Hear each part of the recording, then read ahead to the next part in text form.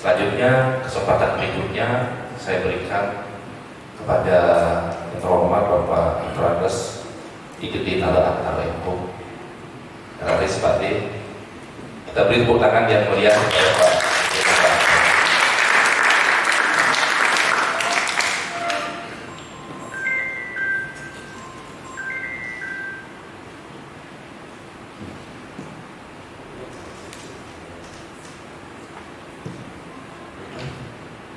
Om Swastiastu.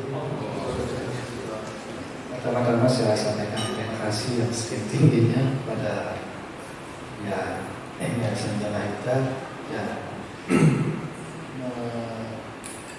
mengundang saya untuk berbicara tentang masa pembunuhan ini. Terus yang kedua, apa yang akan saya sampaikan nanti mungkin hanya sejenis potret kehidupan masa pembunuhan kita di Bali. Kalau kita berbicara tentang bahasa pegunungan yang eksistensinya seperti apa, jadi jangankan bahasa pegunungan, bahasa-bahasa lokal lain yang ada di negara kita pun juga masih dalam kondisi yang tidak baik-baik saja. Saya itu tidak baik-baik saja. Bahasa Bali kita yang kita gunakan sehari-hari, saya manggil ini juga dalam keadaan tidak baik-baik saja kondisinya. Nah, kalau kita melihat eksistensinya, bahasa pegunungan itu jangan sampai masuk ke anugerta yang dicatat oleh UNESCO nanti. Jadi kekhawatiran bahasa-bahasa lokal termasuk bahasa pegunungan kita itu jangan sampai masuk ke daftar bahasa-bahasa yang menjadi bahasa anugerta, bahasa yang almarhum. Jadi kita harus protek sesungguhnya kalau harus kita selamatkan sebagai sebuah bagian terpenting dari bahasa atau budaya masyarakat Bali Pegunungan. Jadi bagaimana alur pikir, bagaimana bahasa mereka dalam mengungkapkan daya pikir mereka, itu yang harus kita selamatkan ke depan. Itulah tantangan kita ke depan sudah terjawab. Jadi dengan kondisi seperti itu. Jadi sebelum kita lanjut, saya tidak maka waktu terlalu lama. Lanjut. Nah, kalau kita berbicara eksistensi bahasa, jadi sebelum kita sampai seperti apa potretnya, jadi kita harus lihat bagaimana daya hidup bahasa yang kita potret itu. Jadi yang maksudnya daya hidup itu atau language vitality itu adalah sebagai sebuah kemampuan dari sebuah bahasa. Jadi kemampuan dari sebuah bahasa untuk mengemban fungsi dari bahasa dan terutama dalam komunikasi. Ini ya, bagaimana seberapa berdayanya bahasa itu untuk mengungkapkan fungsi-fungsi bahasa dalam komunikasi mereka, sehingga dengan melihat daya hidupnya atau language vitality-nya, baik dia dalam kondisi berdaya hidup tinggi, bisa berdaya hidup sedang, dan bisa berdaya hidup rendah, baru kita bisa melihat bagaimana kita menatap masa depan dengan kondisi eksistensi bahasa yang kita potret itu. Itu yang harus kita lakukan. Nah, dari panitia saya disuruh ditugaskan untuk bahasa pegunungan. Nah, dari sinilah kita harus bicara. Kalau kita berbicara bahasa sebagai bagian terpenting dari masyarakat budayanya, tentu kita harus melihat bahwa dalam konteks kebahasaan kita bisa membagi-bagi sesungguhnya apakah bahasa pegunungan itu bahasa atau dialek atau subdialek atau bahkan bahasa yang sama. Ini ada hitung-hitungannya dalam penelitian bahasa yang disebut dengan dialektometri. Jadi ada beberapa kajian untuk ada rumus-rumus tertentu untuk menghitung perbedaan-perbedaan dalam antara bahasa yang satu dengan bahasa yang lain. Jadi ketika kita membedakan antara bahasa pegunungan dengan bahasa pesisir misalnya, jika perbedaan kosakatanya melebihi 80%, itu artinya dia berbeda bahasa. Dan penelitian yang dilakukan, jadi bahasa-bahasa yang ada di pegunungan Bali kita itu tidak menunjukkan seperti itu. Hanya di atas, di bawah 80%. Jadi dia hanya adalah dialek pegunungan sesungguhnya, bukan bahasa pegunungan. Nah inilah yang harus kita tatap ke depan nanti. Nah, karena bahasa pegunungan, tentu kita harus melihat dari segi geografisnya. Jadi geografisnya letaknya pasti di pegunungan. Dan tentunya pasti masyarakat yang tinggal di pegunungan juga. Nah inilah yang tentang bahasa pegunungan itu. Jadi sesungguhnya dari hasil perbandingan komparasi dari bahasa yang satu atau dialek yang satu, bahasa yang satu dengan bahasa yang lain dari segi kosakata jumlahnya kurang dari 80%. Sehingga bahasa-bahasa Bali yang ada di pegunungan itu bukan bahasa lagi, tetapi dialek. Lanjut. Nah ini nih. Secara geografis bahasa Bali kita sesungguhnya sama dengan bahasa-bahasa yang ada di pegunungan. Jadi bahasa yang sama. Hanya karena dia dalam faktor geografisnya lah, dia disebut dengan bahasa Bali dialek pegunungan atau yang lebih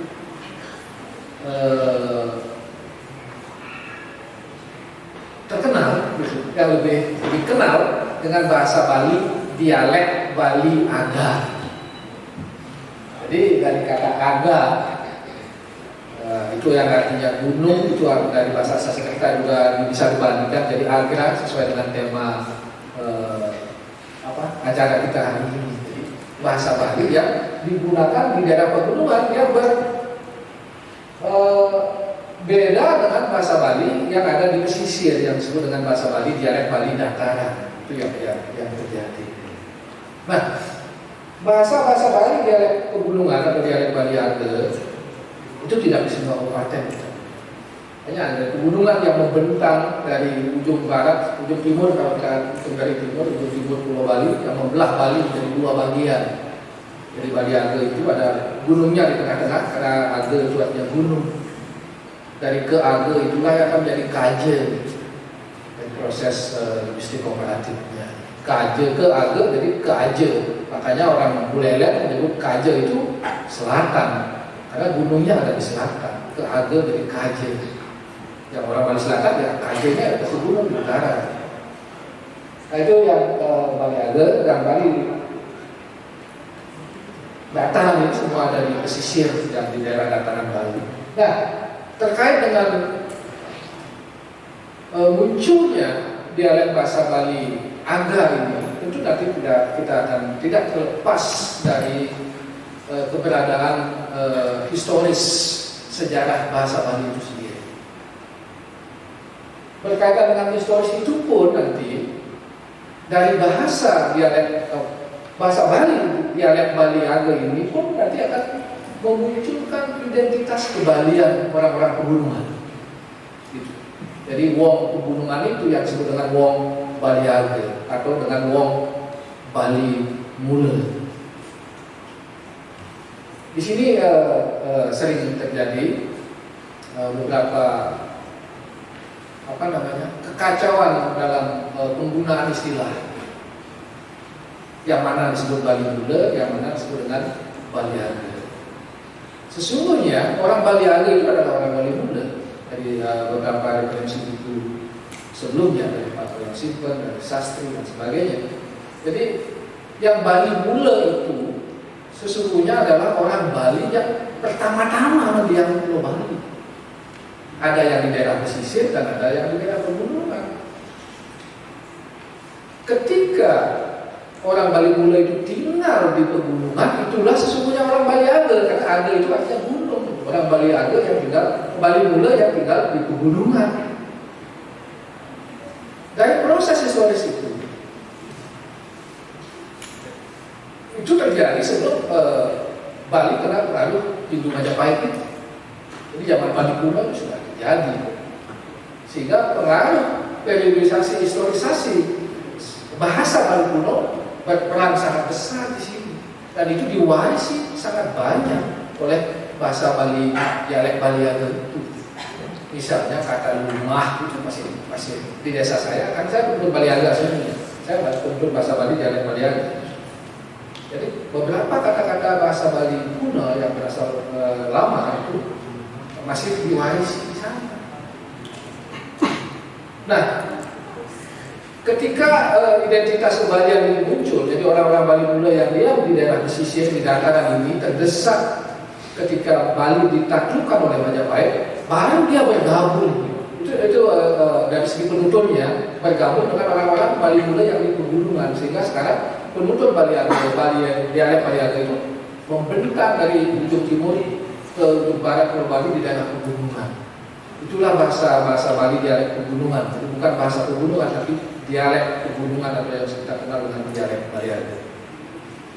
Lanjut. Nah, ini yang terkait tadi.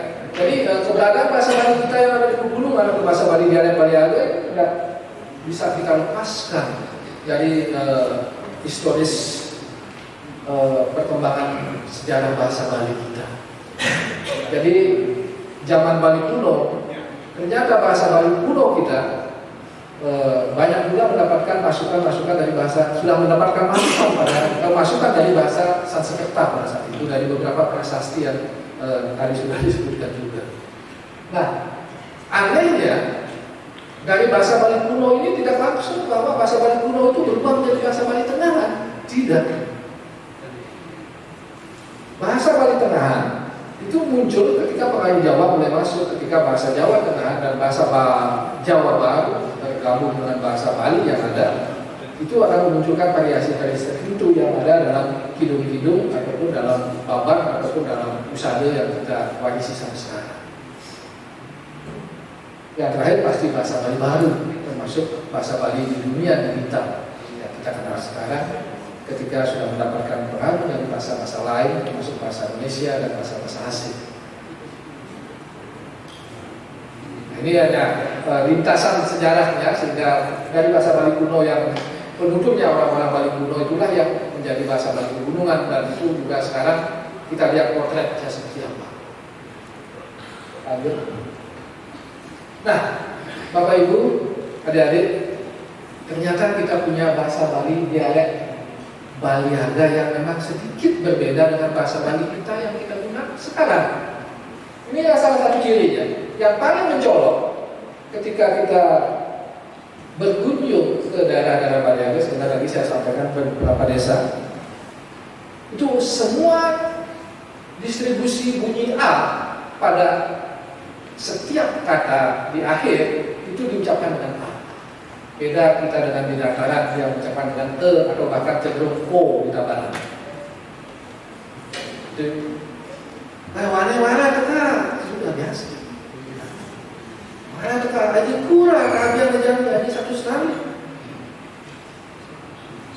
Murah gitu. Mujang tekento bahasa semua beda. Beberapa kosakatanya beda. Jadi semua bunyi pada akhir kata itu A. Sudah itu di tengah-tengah itu muncul bunyi H yang tidak ada di bahasa Bali dataran. Kalau kita di bahasa Bali dataran mempunyai juwo, bas, kan biasa bas. Kalau di Denpasar dan singkat bas. Di bahasa Bali ada dialek Bali ada bahas, ada behas, itu tergantung. Jadi desa-desa di Bali itu tidak semuanya sama. Di satu desa ada bahas, di satu desa bahas. Di satu desa ada kejapa, di satu sisi ada kejaha, hanya muncul. Jadi bunyi-bunyian kan, uang ya uhung, dia ya tihing. Itu salah satu ciri. Yang kedua, intonasinya tinggi. Asal lampu wenten, anak di Baliaga ngomong berpuluh Baliaga dipekan cek cara nak biaga.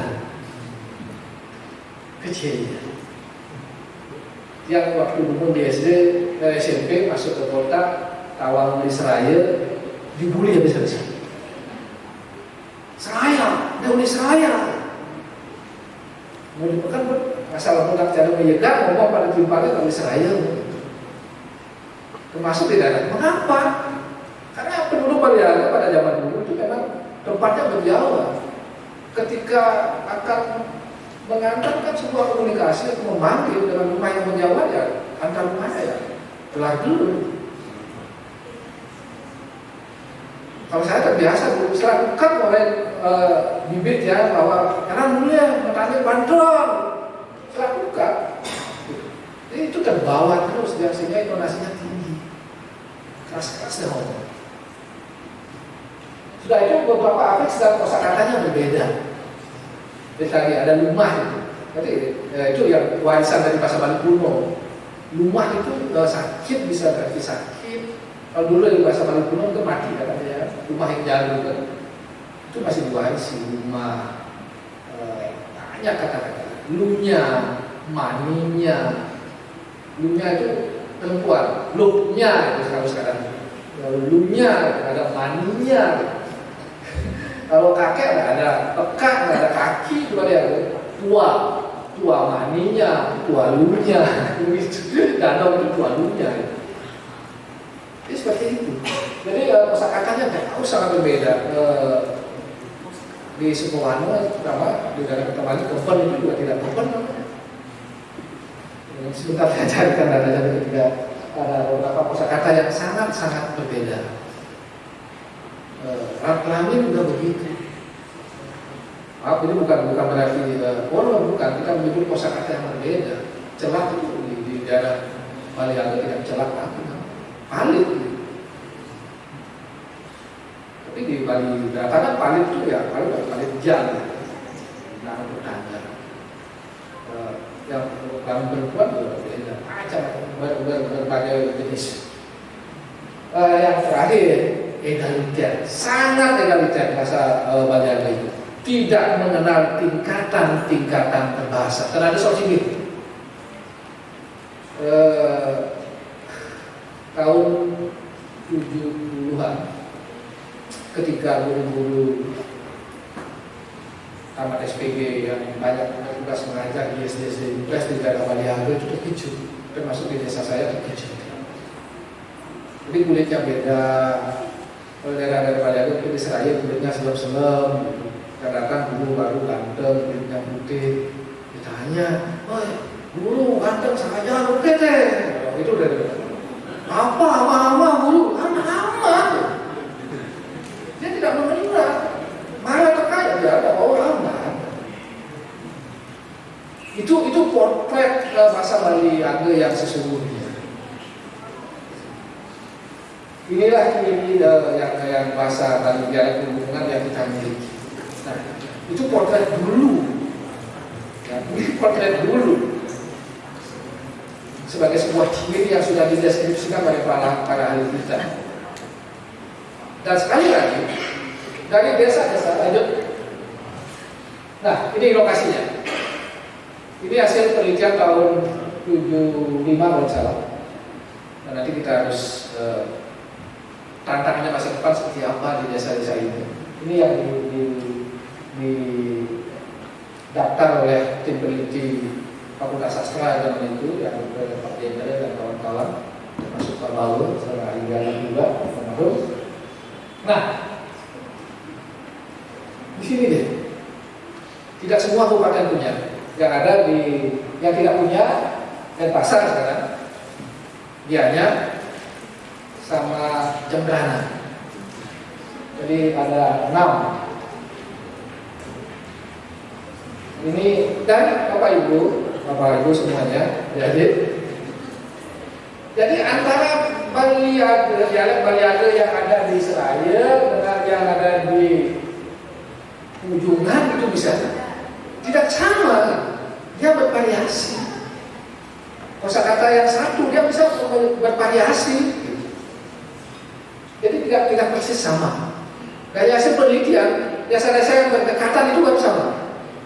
Kalau yang sudah berjauhan antara Buleleng di pegunungan Bali Timur dengan pegunungan Bali Barat dengan yang ada di daerah SCTP itu Sepang, Cepage, Tiluasa dan Bedawa itu beda. Sehingga beberapa dialek ini bisa kita kelompokkan sesungguhnya. Itu potretnya seperti itu. Lanjut. Nah, ini dia. Ketika kosakata yang saya bandingkan di antara beberapa dialek yang menyebar di pegunungan Bali Timur sampai ke Bali Barat, itu bisa kita bagi sesungguhnya yang sedikit jumlahnya menjadi subdialek tadi. Perhitungan dialektometrinya di bawah berapa persen tadi saya lupa. Jadi dia bukan perbedaan dialek tapi subdialek nih. Jadi ada sub kelompok Bali Age atau Bali Pegunungan yang ada di Karangasem, yang ada di Seraya, di Bahasa, Lubuk, Tenganan. Terus yang kedua ada kelompok yang menyeberang di seberang lautan. Beda banget dia. Dia sudah A-nya sudah jarang muncul. Dan kosakatanya dan intonasinya jauh beda. Itu yang ada di seberang di Nusa Penida. Terus ada yang di Bangli. Di Bangli itu pasti berdekatan dia. Jadi kelompok Bangli yang ada di daerah Kintamani tadi, Sukawana, Pinggan dan sebagainya, itu berdekatan dengan Bandung Utara yang ada di Semanik dan di Tinggal di daerah Plage, dan sangat berdekatan dengan Buleleng Timur dengan Sembiran. Ini kelompoknya dia, karena berdekatan dan selain itu perbandingan kosakatanya seperti itu.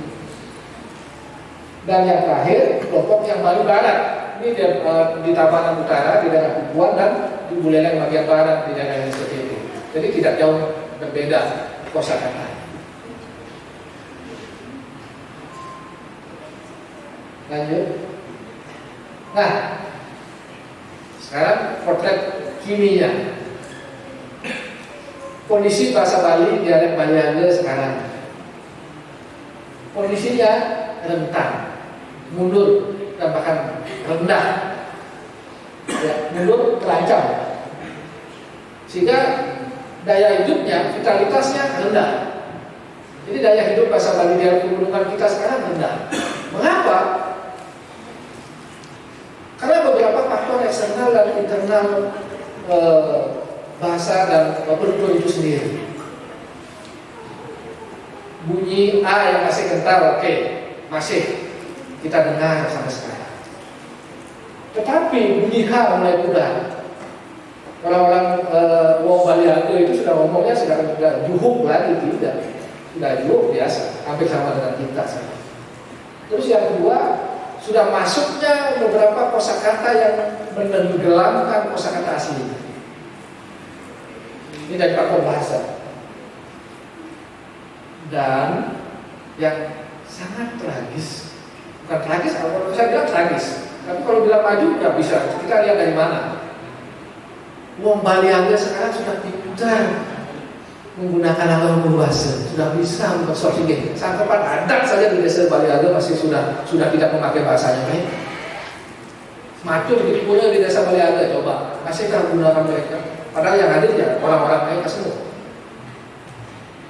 Itu potret kita bahasa Bali pegunungan sekarang. Pada pemendak sangat sami, nama-nama aja pekerja, nggak ada yang lagi begitu. Sudah pemendak sangat sami, sudah, ya sudah. Dan mereka sudah jarang lagi menggunakan. Kalau bertemu dengan penutur di sesama penutur Bali Age-nya, bertemu di tempat lain, nah ini sudah mulai malu. Lekat ini mau bahasa saya ini, lekat ini sekolah ini, murah, biar pakai entar, biar pakai ento, biar anak, itu beda. Kosakata anak itu tidak, singkatan dari biana, anak dan sebagainya. Tadi sudah kosakatanya jauh berbeda. Jadi mereka sudah mulai kurang bangga dan malu karena menganggap bahasanya tidak baik gitu. tidak baik. Padahal bahasa mereka sudah bahasa yang sangat spesifik, yang akan menjadi identitas wong Balian itu. Jadi ini potret kekinian dari bahasa Bali, dialek pegunungan Balian itu. Nah, penyebabnya tadi geografi. Kalau dulu desa-desa Balian itu terpencil. Sekarang dengan topografi yang ada di pegunungan, transportasi lancar, sehingga mereka migrasinya sangat dinamis. Jadi orang Bali pesisir ataupun orang mungkin juga suku lain sudah banyak juga yang gampang berinteraksi dengan penduduk bahasa Bali, dialek Balian ini. Jadi pada faktor geografisnya sudah mulai transportasi lancar, pembangunan lancar, sifat penduduknya yang sudah dinamis tadi. Jadi pola pikir mereka sudah dinamis, terus budaya juga, budaya Bali dataran ini juga intrusinya, masuk bahasa Bali mengintrusi bahasa Bali, dialek Balian itu. Termasuk tadi ya lalu itu tadi, ini faktor budaya. Jadi mereka akan sangat malu ketika mereka tidak bisa bisa atur gitu misalnya. Ada orang-orang Bali itu kan banyak tidak harus ke pedaan, lebih banyak ke budaya. Tapi itu gitu. Intrusi bahasa Bali, termasuk politik. Ya.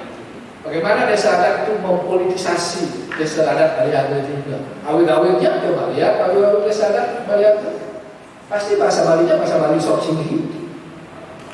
Itu kan politik. Jadi dominasi bahasa Bali dalam itu dan bahasa lain, bahasa Indonesia dan sebagainya, politik bahasa. Nah ini yang terjadi di bahasa Bali, dialek pegunungan yang kita miliki di Bali.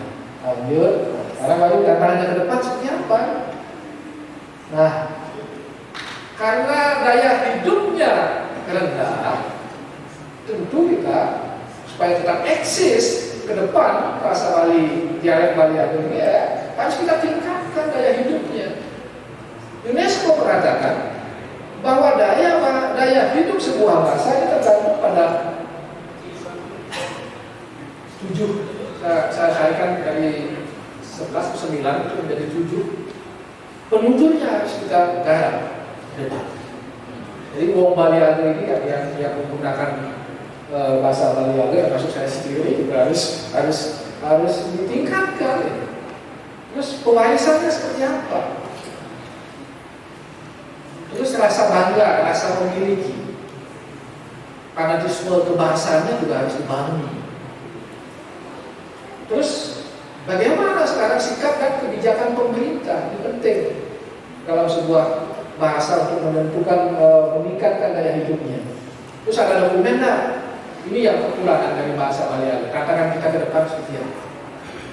Dokumen-dokumen tentang kosakata bahasa Balian sangat sedikit. Termasuk hal-hal yang lainnya yang berkaitan dengan desa-desa yang berpenutur dialek Balian itu. Terus pada pengajaran itu bahasa Balian tidak diajarkan semua. Itu dari politik bahasa Bali itu seperti itu akan mengurangi pengajaran bahasa Bali, dialek Balian itu di desa-desa Balian. Itu yang menyebabkan juga bahasa Balian itu menjadi rendah daya hidupnya. Dan yang terakhir adalah ranah dan media baru. Ini yang tidak dilakukan, belum banyak dilakukan. Ini yang harus dilakukan, bagaimana meningkatkan daya hidupnya. Nah, ada beberapa strategi yang saya sempat susun. Lanjut, nah inilah ya. Semoga masa depan bahasa Balian ini tetap berdaya hidup lebih tinggi lagi.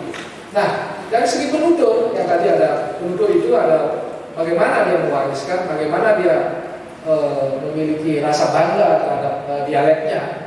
Jadi sekali lagi bahasa Bali, dialek Balian itu adalah sesungguhnya bahasa Bali yang sangat bagus untuk pertahanan budaya mereka, sehingga perlu penuturnya diedukasi. bahwa bahasa mereka itu bukan bahasa yang tidak bagus atau bahasa yang jelek, walaupun tidak mengenal lawan bahasa. Ini betul-betul harus diedukasi. Nah, ini peran pemerintah pasti, perguruan tinggi pasti, pemuka masyarakatnya. Nah, ini juga harus diedukasi pemuka masyarakatnya, karena pemuka masyarakatnya kadang-kadang itu tadi mendesanya itu misalnya harus kita sadarkan bahwa bahasa mereka penyuluh. Nah ini juga bahwa keberadaan penyuluh tidak hanya menghidupkan membangkitkan penduduknya dengan bahasa Bali yang baku kita sekarang, tapi dia harus membangun kembali, membangkitkan penduduknya untuk tetap menggunakan bahasanya dan mewariskan. Ini peran penyuluh yang ada di desa-desa Bali Age. Ini yang belum dilakukan. Jadi penyuluh kita, penyuluh bahasa Bali kita, mudah-mudahan tidak salah ya saya mengamati. Jadi hanya memberikan penyuluhan terhadap bahasa-bahasa Bali yang standar yang kita gunakan di bahasa Bali datar, yang bahasa Bali baku kita. Inilah bagaimana dia harus mengedukasi penuturnya.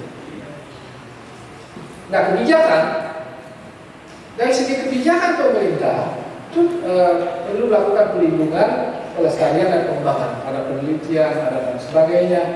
Nah, ini lakukan pemerintah provinsi dan kabupaten kota.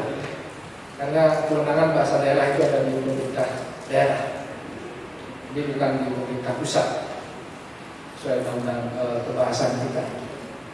Termasuk perguruan tinggi untuk melakukan penelitian, pencatatan, dan itu tadi, apakah masih desa-desa yang tadi? Ini kan perlu itu penelitian tahun 75. Jadi harus dicek kembali desa-desa mana, termasuk seberapa tingkat. Kita ada cara ukurnya untuk menentukan bahwa dialek di desa A itu masih berdaya vitalitas, berdaya hidup tinggi, sedang atau rendah. Ini perlu dilakukan upaya-upaya pelestarian dan pengembangan oleh perguruan tinggi yang memiliki prodi bahasa. Tidak mesti harus bahasa Bali. Prodi bahasa kasih tahu bagaimana mengukur daya hidup sebuah dialek atau sebuah bahasa. Setelah itu dokumen. Nah ini yang tidak jarang ada. Hanya sedikit sekali dokumen yang tentang kosakata, terutama tentang bahasa Bali Age itu, bahasa Bali Buluman. Sangat sedikit. Ada dialek Bubuk dan dialek Sepak yang saya catat. Terus ada penelitian saya tentang bahasa Bali Age di seluruh Bali. Nah ini hal yang kata-kata ke depan ini semua harus dicatat, diinventarisir. Caranya pasti dengan semua tradisi lisan yang ada di desa-desa Bali Age tadi, ya harus dicatat dan diinventarisir dengan bahasa mereka. Jadi ini sebagai salah satu upaya untuk meningkatkan daya hidup mereka. Ini peran pemerintah pasti, perguruan tinggi, desa adat. Ini desa adat mereka harus mencatat tradisi-tradisi lisan yang ada di desa Bali Age, sehingga bahasa yang akan dipakai sebagai sarana untuk tradisi itu bisa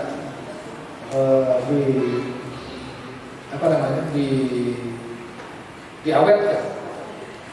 Dulu bahasa Bali juga, mungkin satu di Sukowarna, satu di Tulunyan, gitu, dengan bahasa mereka, jangan dengan bahasa Bali yang mereka miliki. Terus materi ajar ini yang tidak ada. Jadi harus disusun juga materi ajar oleh perguruan tinggi yang sudah memiliki bahasa itu. Yang dilakukan, saya lihat di media sosial, mudah-mudahan juga ini tidak salah. Jadi pesnaman di desa Bali Age ini harus diaktifkan dengan mengajarkan kembali, karena di sekolah pasti bahasa Balinya yang sesuai kurikulum dinas pendidikan. Jadi bisa dilakukan melalui pesnaman atau kelompok belajar yang ada di desa-desanya, yang dilakukan oleh desa adat. Mungkin perguruan tingginya menyusun bahan ajarnya, karena kata bahasa Bali Age dengan Bali yang kita baku itu tidak jauh beda, hanya tadi kosakatanya yang berbeda, afiksnya berbeda. Kalau di Bali ada ne, di sana bisa nane, bisa nye, bisa nanye dan sebagainya.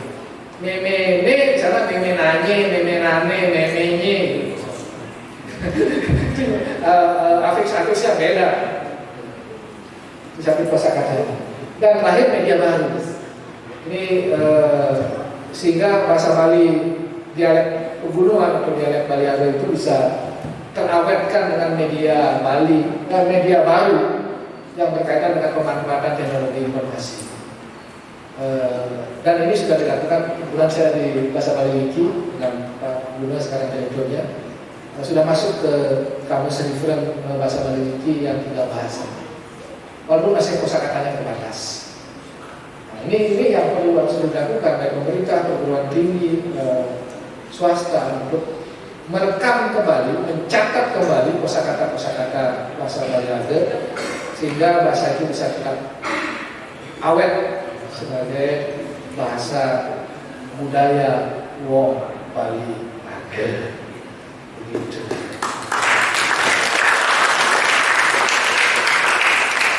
Oke, lanjut. Matur suksema, langkung 3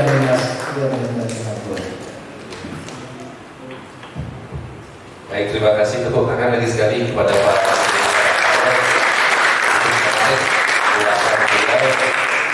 Jadi terus terang yang ada mau kuning berdio setialek yang bahasa itu betul-betul mau kuno aku beda Pak. Jadi sudah ada formulanya kalau daya paham sekitar 80% di masyarakat. Nah, Pak Tadi Antara tadi juga mengulas tentang perbedaan sebetulnya cara pandang mendefinisikan Bali dan Bali Ado. Saya rasa menarik ya untuk kita semua saling belajar, terutama pada adik-adik di belakang juga ada beberapa stimulus tawaran kebijakan yang ditawarkan.